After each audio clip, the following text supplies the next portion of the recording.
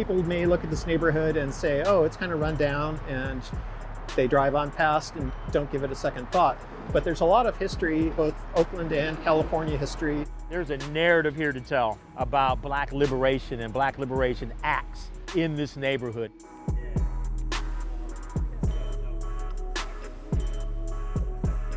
I've taken the tour twice. Every time I take it, I learn something new.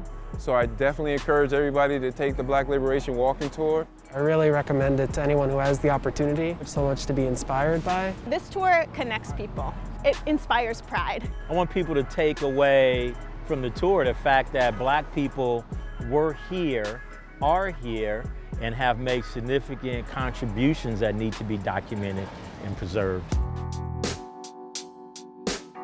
I was born here in the mid-'60s, grew up here. I'm walking down the street and I'm imagining and seeing things that happened 50 years ago in this neighborhood when I was a kid. And it was that desire to share with other people some of that information and knowledge about things that had happened here. To tell a story of a neighborhood, where the Black population has been so overwhelmingly displaced.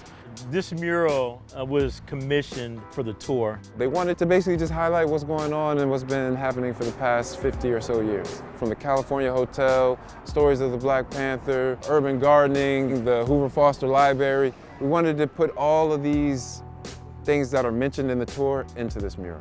In this racially changing neighborhood where Black folks have been and continue to be displaced at great rates, to be able for me to see my culture reflected on these walls, it reaffirms that there is a place, for me here, there was and there will be. We want to start conversations. We want people that are walking down the street to just kind of take a moment to really engage with the artwork and really look and see what is the story, what is the narrative behind it.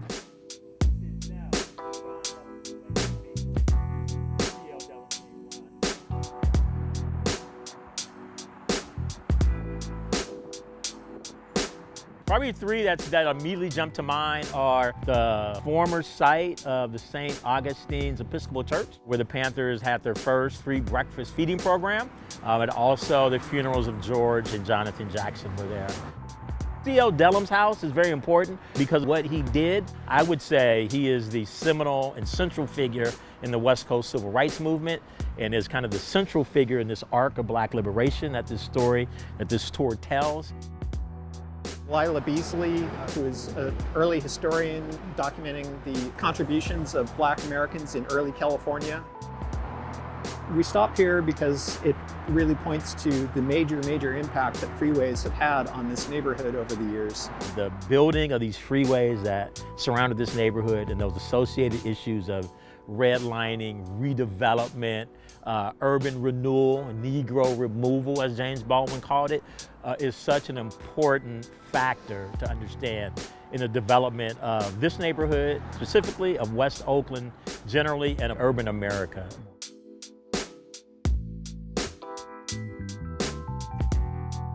Black Liberation Walking Tour. You can take it from your desktop anywhere in the world. You can come out here with your smartphone. It is a self-guided audio tour. It changes the way that you see this neighborhood. You can really understand the stories of the people. When you walk down the street, it feels different because you know those stories and you feel connected to those people. It's been a while since I've done a walking tour, but this one's going to stay in my memory for a while.